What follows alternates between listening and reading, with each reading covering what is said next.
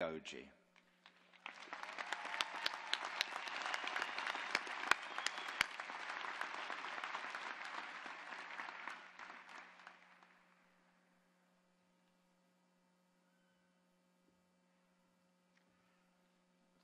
a picture here.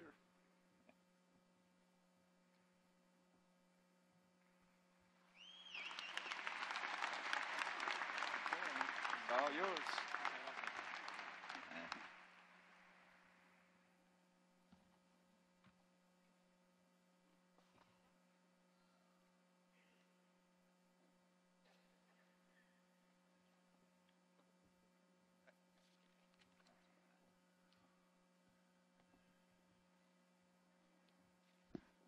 Good morning.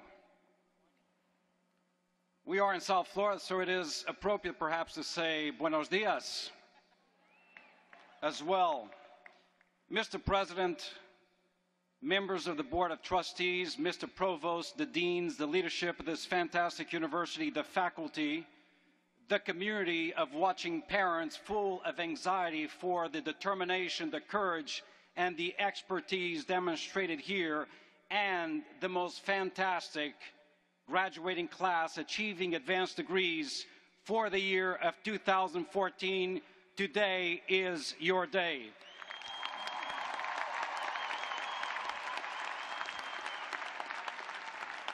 Let me begin by, number one, thanking from the bottom of my bottomless heart and express my gratitude to the president of this university and the faculty for the conferral of this degree. Recognize, however, that this is not a solitary journey of one person. It is the ambition, the determination, and the design and destiny of an organization that places front and center children, quality of education, and ultimately the quality of life in our community, in our nation, and across the globe. I thought carefully and listened carefully to the words that the President mentioned before I was surprised with what is no doubt the largest diploma frame in the world. And it is interesting to speak about the size of that frame, because whether I am in an elementary school or at a university or at a commencement ceremony, invariably the same thing is said to me, and today was no different. You see, I remember not long ago walking into an elementary school, and those of you who are educators, you recognize that humility is a prized possession that you have, particularly those of you who are blessed with working in elementary schools. And the reason why I say humility is important is because I walked into this elementary school on the very first day of school. I'm wearing my best suit. My tie is just perfect. I'm feeling great. I am the superintendent of the schools, after all. I walk into this school where people are about half to one-third my size. And would you believe it, in that first classroom that I walk into, this tiny little boy with a sparkle in his eye looks up at me and he says, "You look much taller on TV." Wouldn't you know it that I walk in here today, Mr. President, feeling great about this day, your day, my day, an incredible celebration and recognition.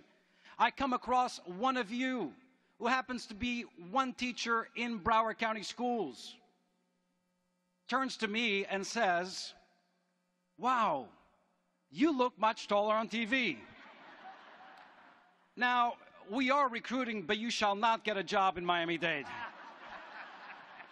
Just kidding. If you have talent, we are hiring today, tomorrow, going to next year. But it is indeed a pleasure to be here with you today.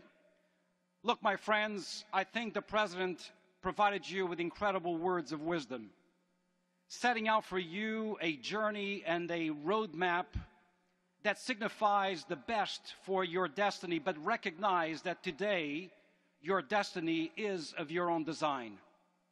You shall be responsible for your words, your deeds, your actions, and accomplishments. You're setting forth with incredible goals, but I'm urging you to always be grounded in your souls.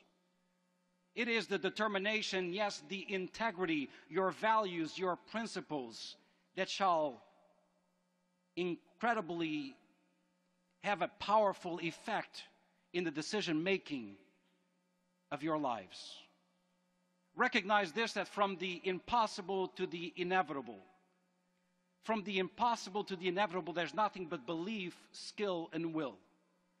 Belief as the moral compass of attitude that you will demonstrate every single day. Skill, for there is the need for intellectual tools of action in the classroom, as teachers, as administrators, as principals, as school psychologists. And will, the forceful courage of righteousness. Very similar to what your president said, the power of integrity. That one soft skill that should be hardened in your mind and in your heart. You see, I'm encouraged by you. I understand that today is one more journey of your incredible lives. And I recognize that circumstances that precede you at a point in this arc of history that brings you here tell me that your destiny, your actions may in fact correct a lot of the wrong that surrounds us. It is not lost to me that you have embraced as educators and as school psychologists a journey that will never break your bones but may break your heart, but never allow it to break your spirit. Understand that walking this final journey to this great day, I am reminded of the powerful words of somebody like Tom Brokaw, incredible journalist, the voice once of America, who wrote a fantastic book which was called The Greatest Generation. Many of you probably have read it. I love the book for it detailed the incredible sacrifice and the courage of men and women who fought, and many perished storming the beaches of Normandy and Okinawa about 60 years ago. When I was a little confused about the book, it seemed that there was a surreal finality to the book, The Greatest Generation. It seemed that America had already seen its best days and actions and accomplishments, that the best Americans had already lived. I know differently. I respect, admire their contribution, but I have a pretty good feeling that I am staring out at the steely determination, the gaze of courage